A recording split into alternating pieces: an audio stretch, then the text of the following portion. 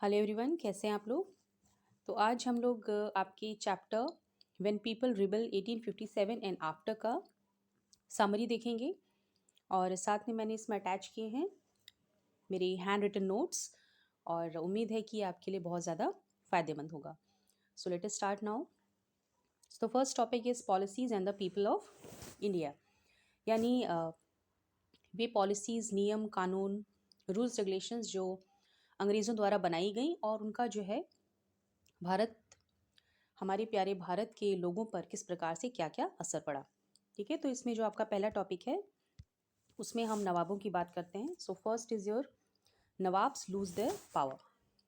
So as you knew very well के जो नवाब थे वो बहुत बड़ी टेरिटरी पे शासन किया करते थे। उनकी अथॉरिटी, उनका जो भी आपका पॉलिटिकल और इकोनॉमिकल एक दायरा था, बहुत बड़ा था। वो बहुत ही ज़्यादा शक्तिशाली थे। लेकिन अंग्रेज़ों के आने के बाद उनकी ज़िंदगी जो है पूरी तरीके से बदल गई। So your first point is till the mid 18th century residents had been stationed in many courts, the freedom of the rulers reduced, the armed forces disbanded, the territories and revenues were taken away. ठीक है, तो 8वीं शताब्दी के मध्य तक company के जो officials थे उनको जो है राजा के दरबार में, नवाबों के दरबार में स्थापित कर दिया गया कि आप जो है अब यहीं पर रहेंगे। इससे जो है वो उनके दरबार के कामों में दखल अंदाजी करने लग गए और रूलर्स जो है वो उनकी स्वतंत्रता पूरी तरीके से खत्म हो गई, क्योंकि अब उनके सर पे कोई बैठा था। अब उन पे सब्सिडरी अलायंस लागू किया, जिसकी वजह से वो स्वतंत्र रूप से अपनी सेना नहीं रख सकते थे। अब वो ब्रिटिश की सेना उनके यहाँ रहती थी और जिनका खर्चा जो है वे लोग वहन करते थे। और इस प्रकार की शर्तें थोपी गई कि अगर आप रेवेन्यू नहीं पूरा पे कर पाए या फिर सब्सिडरी अलायंस के तहत अगर हमारी फ़ौज के लिए आप पूरा खर्चा नहीं दे पाए तो आपका जो भी राज्य है वे सब ब्रिटिश साम्राज्य का हिस्सा हो जाएंगे। अब इसके तहत कुछ ऐसी रूलिंग फैमिलीज़ थी जिन्होंने कि इनके साथ सोचा कि थोड़ा सा हम लोग नेगोशिएट करते हैं ताकि हमारी जो राज्य है वो हमारे हाथ से ना जाए। तो इसमें रानी लक्ष्मीबाई जो थी, झांसी की रानी वीरांगना, तो उनके स्वयं के पुत्र, उनकी जो मृत्यु हो चुकी थी, तो उसके बाद उन्होंने एक लड़का गोद लिया था, दामोदर राव को। और जब उनके पति भी, उनका भी देहांत हो गया, तो उन्होंने फिर कंपनी से इस प्रकार की रिक्वेस्ट की कि आप मेरे बेटे को जो है मेरे किंगडम का वारिस मानिए। लेकिन इसके पश्चात जो है ब्रिटिश ने जो है उनकी इस बात को माना नहीं था। और इसमें जो दूसरा एक एग्जाम्पल आपको दिया गया है वो है आपका पेशवा बाजीराव द्वितीय का। इन्होंने भी एक बेटा गोद लिया था और उनका जो बेटा था नाना साहेब, तो उन्होंने इस प्रकार की एक अपनी बात रखी थी इनके सामने कि उनकी जो फादर की पेंशन जो उनको मिलनी है, जब उनकी मृत्यु हो जाएगी तो वो मुझे दे दी जाए। लेकिन ये दोनों ही शर्तें जो है वो अंग्रेज़ों ने मानने से मना कर दी। Company turn down their pleads. अब इसके बाद जो आपके 1856 में गवर्नर जनरल डलहौजी थे, उन्होंने जो है अवध राज्य को अपने ब्रिटिश साम्राज्य में मिला लिया। और कारण उन्होंने ये बताया कि जो अवध का इंटरनल अफेयर है वो ठीक से प्रॉपरली, वहाँ के नवाब जो हैं वाजिद अली शाह, वो प्रॉपरली मैनेज नहीं कर पा रहे हैं। तो इसके तहत उन्होंने उसको अपने कब्जे में ले लिया। और इसके अलावा ऐसे बहुत से राज्य थे जिसको उन्होंने हड़पा। और जो आपका अवध था ये इसमें सबसे आखिरी राज्य था जिसको इन्होंने अपने ब्रिटिश साम्राज्य में मिलाया था। और जो सबसे पहली टेरिटरी इन्होंने जो हड़पी थी वो थी सतारा, 1848 में। ठीक है, अब हम लोग आगे देखते हैं। अब इसके पश्चात अंग्रेज़ों ने और क्या क्या किया। तो अभी इन्होंने आगे जो आपके मुगल किंग थे, ठीक है, तो इन्होंने जो सिक्के आपके ढाले अंग्रेज़ों ने, उस पे से मुगल किंग का नाम उन्होंने उसमें से हटा दिया। और 1856 में जो आपके गवर्नर जनरल कैनिंग थे, उन्होंने ये कहा कि अब जो बहादुर शाह जफ़र हैं उनको अब आखिरी मुगल बादशाह माना जाए, इनके बाद अब कोई भी मुगल शासक नहीं रहेगा। और वे जो है अब दिल्ली के लाल किले में भी नहीं रहेंगे, उनको दिल्ली में कहीं और कोई जगह दे दी जाएगी जहाँ पे कि वो अपने परिवार के साथ रहें। और उनके कोई भी बच्चे, कोई भी उनका जो वारिस है वो अब उनके बाद राजा नहीं कहलाएगा, उनके बेटों को मात्र राजकुमार के नाम से जाना जाएगा। ठीक है, तो ये तो थी दुर्दशा नवाबों की। और उसके बाद जो किसान थे और सोल्जर्स थे उनके साथ अंग्रेज़ों ने क्या किया। अभी गांव की तरफ जो आपके किसान थे, ज़मींदार थे, ठीक है? ये सब अंग्रेज़ों से बहुत परेशान थे। इनके ऊपर जो बहुत ज़्यादा टैक्स इन्होंने थोपा था और जिस प्रकार से बहुत ही अमानवीय तरीके से इनसे रेवेन्यू वसूला जाता था कि भाई कोई भी प्राकृतिक आपदा है, बाढ़ है, सूखा है, क्रॉप प्रोडक्शन नहीं हुई है, हम नहीं दे पा रहे हैं, उसके बाद भी जो है आपको जितना हमने कहा है उतना देना है। तो इन सब चीज़ों से लोग बहुत तरह से लोग जो है निराश हो चुके थे। इनके मन में जो है एक बहुत ज़्यादा विद्रोह की भावना थी। और जो आपके अब हम सैनिकों की बात करें, तो जो हमारे भारतीय सैनिक थे, जो कि ब्रिटिश आर्मी में जो है काम करते थे, वे जो हैं अपनी पे को लेकर, मतलब जो उनको पैसा दिया जाता था ब्रिटिश आर्मी के द्वारा, उनके जो अलाउंसेस थे और उनकी जो वहाँ पे रहने की दशाएँ थीं, कंडीशंस ऑफ सर्विस, ये सब जो है बहुत ख़राब थी, जिससे कि वो खुश नहीं थे। तो यहाँ भी असंतोष था और उस वक़्त जो है देश के बहुत से लोग, इस प्रकार का विश्वास उनके मन में था कि अगर वो समंदर क्रॉस करते हैं, समंदर के पार जाते हैं, तो उनसे उनका धर्म और जाति जो है वो सब भ्रष्ट हो जाएगा।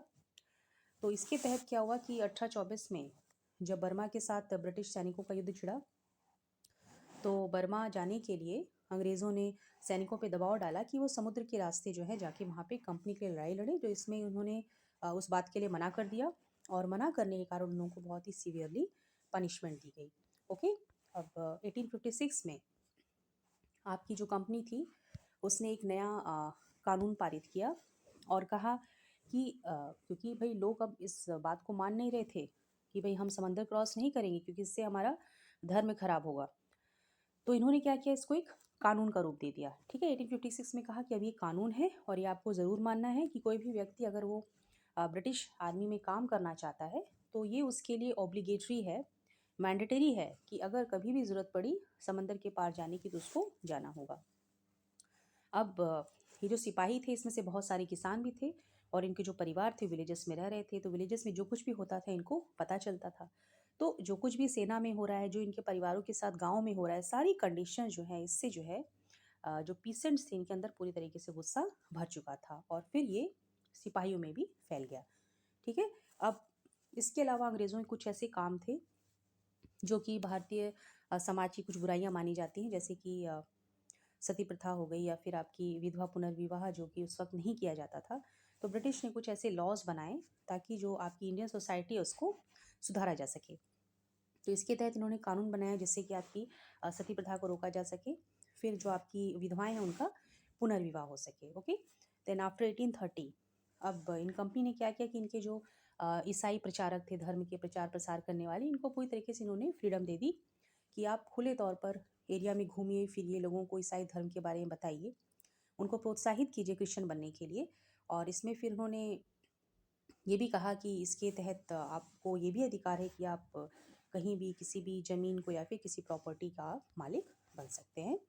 और 1850 में फिर इन लोगों ने एक नया कानून बनाया और उस कानून के तहत इन लोगों ने कहा कि अगर कोई व्यक्ति जो है क्रिश्चियन बन जाता है, मतलब अपना धर्म परिवर्तित कर लेता है, तो उसको जो है उसकी जो पुरखों की ज़मीन जायदाद है वो उसका वारिस बन सकता है।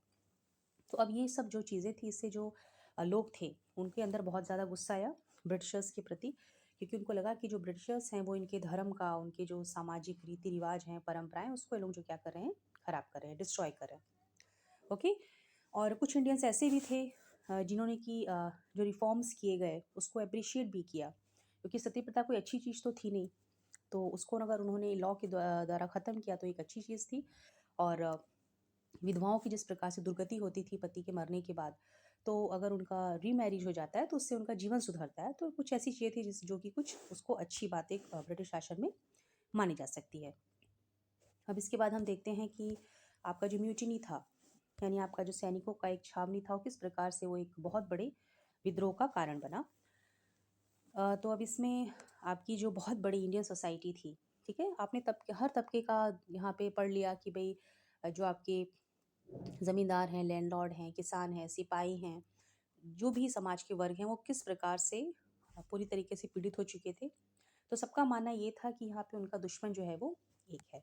तो इसीलिए उन्होंने अपने आप को एक किया, एकजुट हुए, उन्होंने आपस में बातचीत की, फिर उन्होंने इस प्रकार से इनिशिएटिव उठाए और जो परिस्थितियाँ थीं उसको बदलने की कोशिश की और इसके लिए उनके अंदर पूरी तरीके से विश्वास था।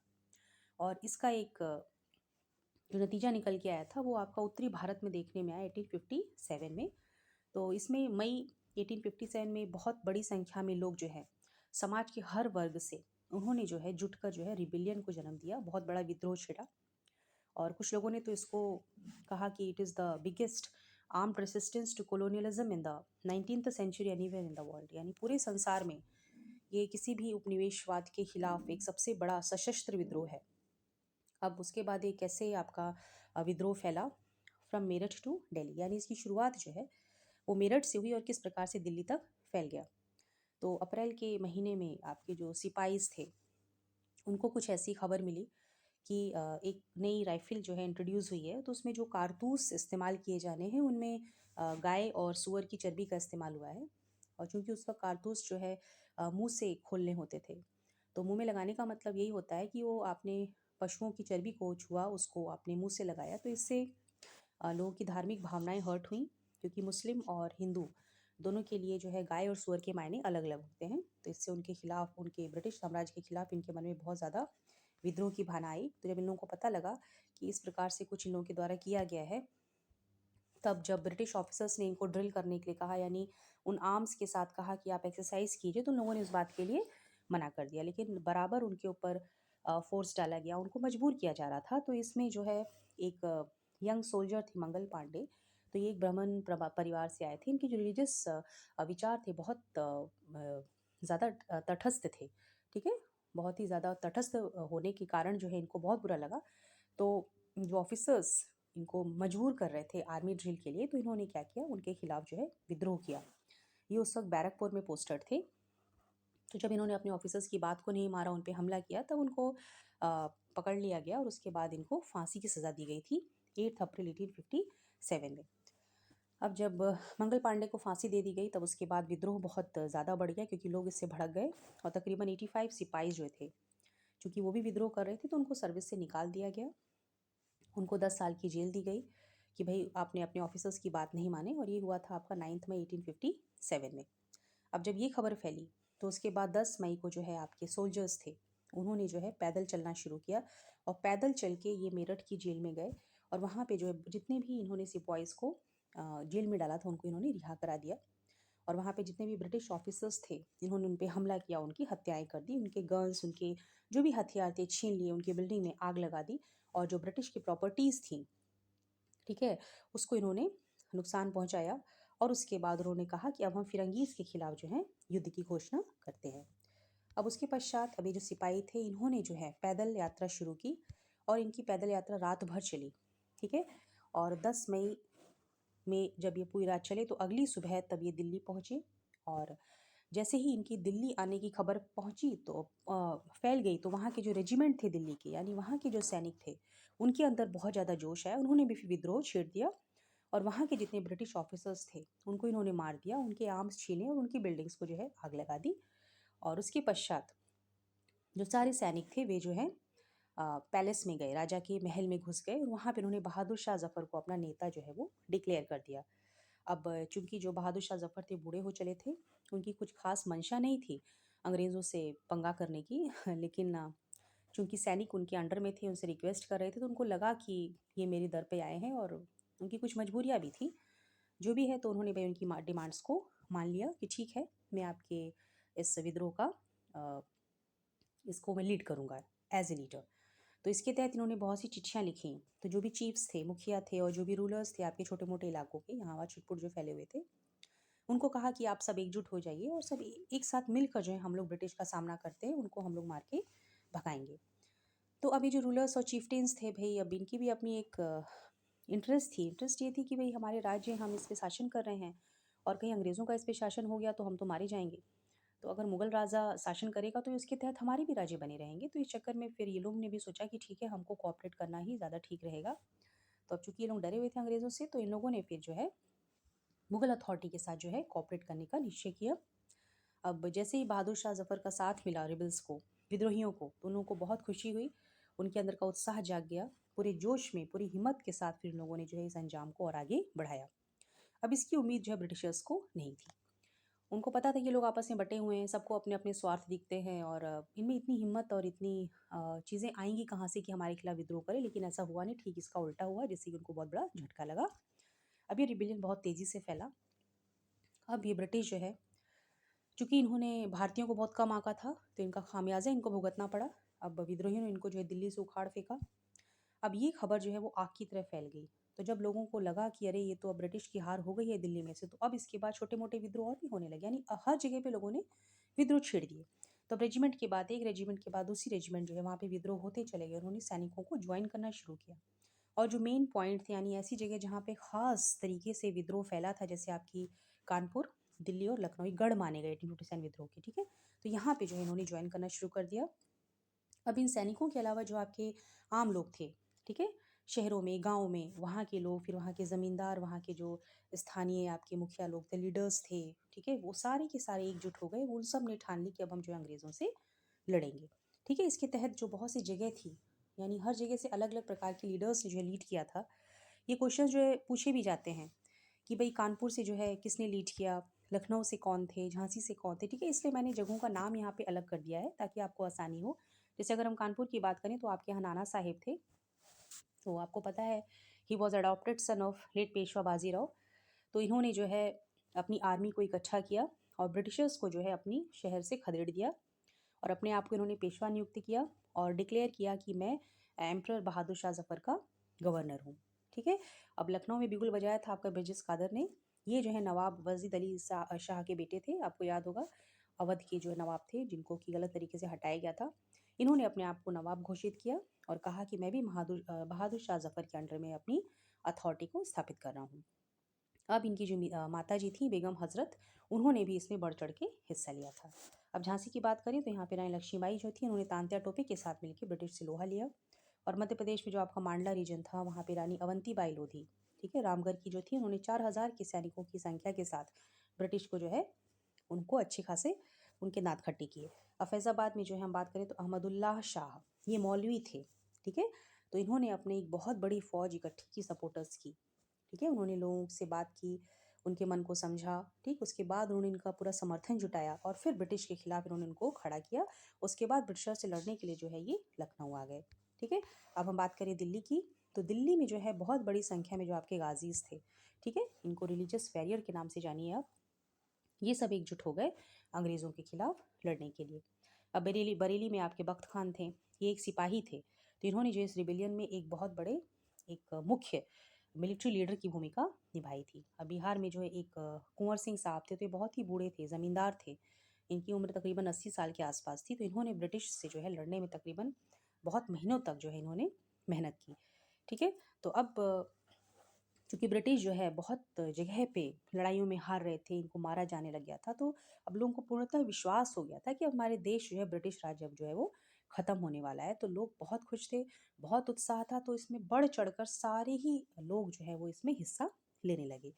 अब इसमें 6 अगस्त, ठीक है, 6 अगस्त 1857 में इनके जो लेफ्टिनेंट कर्नल टेटलर थे, तो इन्होंने जो एक टेलीग्राम भेजा। तो अब टेलीग्राम इन्होंने भेजा अपने कमांडर इन चीफ को और इन्होंने इनमें अपना डर डर दिखाया, ठीक है। उस चिट्ठी में इन्होंने बहुत से ऐसे शब्द लिखे कि भाई हमारे लोग जो किस प्रकार से मारे जा रहे हैं और इनको चिंता हुई कि अब हर गांव और इस गांव में जितने भी ज़मींदार हैं, यानी सब के सब जो है हमारे खिलाफ खड़े हो गए हैं। अब इस प्रकार की स्थितियां बनी तो अब कंपनी को डर बैठा और उसके बाद इनको लगा कि अब हमारा साम्राज्य अंत पे आ रहा है। लेकिन उसके बाद भी भाई कुछ भी कहिए, हिम्मत तो बहुत थी भारतीयों के पास। लेकिन हाँ, अगर बल की बात करें, अस्त्र शस्त्र की बात करें, तो उसमें अंग्रेज़ हमसे कहीं ज़्यादा बढ़कर थे। तो अब कंपनी ने अपनी शक्ति का प्रदर्शन किया यहाँ पर और उन्होंने फिर ब्रिटिश साम्राज्य से अपनी बाकी और ज़्यादा फ़ौज मंगाई। इंग्लैंड से उनकी और भी ज़्यादा सैनिक आए, हथियार आए। इन्होंने नए नए कानून बनाए ताकि पूरी तरीके से ये जो आपका एक ज्वलंत आपका विद्रोह हो गया है, इसको हम लोग दबा सकें। और उन्होंने इसको दबाया भी, ठीक है। और बहुत ही तगड़े रूप से इन्होंने इस पे काम किया और सितंबर 1857 में इन्होंने दिल्ली को वापस से इन्होंने हथिया लिया। और यहाँ पे इन्होंने जो आपके मुगल एम्परर बहादुर शाह जफ़र थे उनको पकड़ा। पकड़ने के बाद उनको उनकी बेगम के साथ, जीनत महल के साथ उन पे मुकदमा चलाया और उसके बाद उनको उम्र कैद की सज़ा दी और इसके तहत उन्हें रंगून भेज दिया गया अक्टूबर 1858 में। और उसके बाद बहादुर शाह जफ़र रंगून के ही जेल में रहते हुए नवंबर 1862 में जो है उनकी मृत्यु हो गई। अब लखनऊ भी इन्होंने वापस ले लिया 1858 में रानी लक्ष्मीबाई को हराने के पश्चात, और रानी अवंतीबाई को भी इन्होंने हरा दिया। और तांत्या टोपे जो थे वो लड़ते लड़ते उसके बाद इनसे बच के जो है मध्य भारत के जंगलों में भागे, और वहाँ पे इन्होंने काफ़ी लंबे समय तक इनसे गुरिल्ला वॉर लड़ा और इनका साथ दिया वहाँ के आदिवासियों ने और किसानों के लीडर्स ने। लेकिन किसी गद्दार की वजह से जो है ये पकड़े गए और उसके पश्चात इनको मृत्युदंड दिया गया। अब एट लास्ट अप्रैल 1859 में जो है, ठीक है, तांत्या टोपे को पकड़ के मार दिया गया। अब ब्रिटिश ने जो है इसके बाद रिवॉर्ड घोषित किया, इनाम, कि जो भी आपके लैंडलॉर्ड्स हैं जो उनके प्रति ईमानदार है, लॉयल है, ठीक है, उनको उनकी जो भी पारंपरिक ज़मीनें हैं, उनके जो भी अधिकार है वो हम उनको वापस कर देंगे। और ऐसे व्यक्ति जो हमारे सामने सरेंडर कर देंगे और जिन्होंने किसी भी गोरे की हत्या नहीं की है, तो हम ऐसा वायदा करते हैं कि हम उसको माफ़ी दे देंगे और जो भी लैंड वगैरह उसका जो अधिकार बनता है वो उसको हम उसको वापस करेंगे। अब ये सब करने के बाद भी इन्होंने ऐसे हज़ारों की संख्या में सिपाही थे, विद्रोही थे, नवाब थे, राजा थे, जिनको इन्होंने मृत्युदंड दिया। अब इसके बाद जो है बाद की बात हम करें इस रिवोल्ट की, तो 1857 का जो इतना बड़े पैमाने पे जो विद्रोह हुआ था, इसको दबाने में ब्रिटिशर्स को तकरीबन 2 साल का टाइम मिला। तब उसके बाद इन्होंने पूरे देश पे दोबारा कब्जा किया। तो 1859 के एंड तक आते आते दोबारा इन्होंने पूरी कंट्री को अपने कब्जे में ले लिया था। उसके बाद इन्होंने बहुत से चेंजेस इंट्रोड्यूस किए, क्योंकि ये नहीं चाहते थे कि ऐसी स्थितियाँ दोबारा बने। तो उससे बचने के लिए इन्होंने सबसे पहले तो एक नया एक्ट लागू किया 1858 में, जिससे कि जो पावर्स थे, यानी ईस्ट इंडिया कंपनी जो कि मुख्य पावर थी इंडिया में, अब उसकी पावर छीन के इन्होंने उस सारी पावर को जो ब्रिटिश क्राउन को दे दिया। यानी डायरेक्टली अब जो वहाँ की रानी थी वो अब इन चीज़ों को देखेंगी, ठीक है। सो जो भी आपके इंडियन अफेयर्स थे, ताकि वो उनको डायरेक्टली ठीक से उसको देख सके, अब दोबारा ऐसी चूक जो है वो नहीं चाहते थे। इसके बाद इन्होंने ब्रिटिश कैबिनेट का जो है एक मेंबर, उसको एज ए सेक्रेटरी नियुक्त कर दिया भारत में, और वो जो है भारत के गवर्नेंस के जितनी भी मैटर्स थे उससे सीधे सीधे वो जुड़ा हुआ था। साथ में उसको एक परिषद दी गई, लोगों की ऐसी एक मंडली बना के दी गई जिसका नाम दिया गया इंडियन काउंसिल, जो उसको हर बात पे सलाह मशवरा कर सके, उनसे उसको एडवाइस दे सके। अब जो गवर्नर जनरल ऑफ इंडिया कहलाते थे उनको अब नाम दिया गया वाइस रॉय, ठीक है। अब ये वाइस रॉय कौन थे? ये आपके जो रानी थी उनके पर्सनल रिप्रेजेंटेटिव माने गए। अब इसके अलावा जो रूलिंग चीफ्स थे आपके कंट्री के, ठीक है, जिनकी कि इन्होंने ज़मीनें हथिया ली थी, लैंड ले लिए थे, तो इनको इन्होंने पूरी तरीके से विश्वास में लिया कि आज के बाद आपकी टेरिटरी जो है आपसे कोई छीनेगा नहीं। और अब जो राजा थे या जिनके भी राज्य इन्होंने हथिया लिए थे, कहा कि अब आपके जो भी राज्य हैं आप अपने वारिस को दे सकते हैं, चाहे आपका अपना बेटा हो या गोद लिया हो, ठीक है। लेकिन उसके पश्चात भी आप सब लोग किसके अधीन रहेंगे? ब्रिटिश क्राउन के, यानी जो भी आप करेंगे आप रानी को बता के करेंगे। अब उसके बाद इन्होंने अपनी आर्मी में क्या बदलाव किए? जो भी भारतीय सिपाही थे, अब इन्होंने उनकी जो संख्या थी उसको घटा दी, कि अब भारतीय सैनिक इतनी ज़्यादा मात्रा में, इतनी ज़्यादा संख्या में हमारी आर्मी में काम नहीं करेंगे, अब हम यूरोपियन सोल्जर्स को बढ़ाएंगे। और इसके अलावा अब जो थोड़े बहुत सैनिक रखे भी जाएंगे, तो उसमें भी इन्होंने क्या किया कि अब कोई भी सैनिक अवध से, बिहार से, सेंट्रल इंडिया से, दक्षिण भारत से नहीं रखा जाएगा। अब सैनिक हम लेंगे भी तो वो आएंगे गुरखास, सिख और पठान, ठीक है। ये सब असर था 1857 के विद्रोह का। उसके बाद चूंकि ब्रिटिशर्स को ऐसा लगता था कि मुस्लिम जो हैं वो सबसे ज़्यादा उत्तरदायी हैं इतनी बड़ी क्रांति के लिए, तो उन्होंने बहुत बड़ी मात्रा में उनकी जो प्रॉपर्टीज़ वगैरह थी उसको उन्होंने हथिया लिया। अब ब्रिटिश ने उसके बाद फिर अपने आप को थोड़ा सा सुधारने का भी नाटक किया। उन्होंने ऐसा दिखाया कि हम आज के बाद आपकी जो रीति रिवाज हैं, आपका जो धर्म है, जो सामाजिक प्रथाएं हैं, उसको हम लोग इज्जत देंगे, उसका मान सम्मान आपका बना के रखेंगे, आपके जो अधिकार हैं उसको भी हम लोग अब आज से मानेंगे। अब फिर उन्होंने ऐसी पॉलिसीज़ बनाई जिसके द्वारा जो है आपका जो आपके लैंडलॉर्ड्स है, ठीक है ना, जो भी ज़मीनों के मालिक हैं, उनके अधिकार कोई उनसे छीन नहीं पाएगा, ठीक है। और ज़मींदार वगैरह जो भी हैं उनकी ज़मीनें अब उनके हाथ से नहीं जाएंगी, और उनके अधिकारों की, हम जो ज़मीन पे उनके अधिकार उनकी हम लोग अब रक्षा करेंगे, ठीक है। तो ये सारी चीज़ें होने के बाद अब जो है 1857 की क्रांति के बाद एक नया दौर का आपका जो आपका हिस्ट्री था वो इंडिया में शुरू हुआ, ठीक है। तो ये है आपका पूरे चैप्टर के नोट्स और इसकी summary, and I hope so this notes are going to be very much beneficial for you. और उम्मीद है आपको पूरा चैप्टर समझ में आ गया होगा।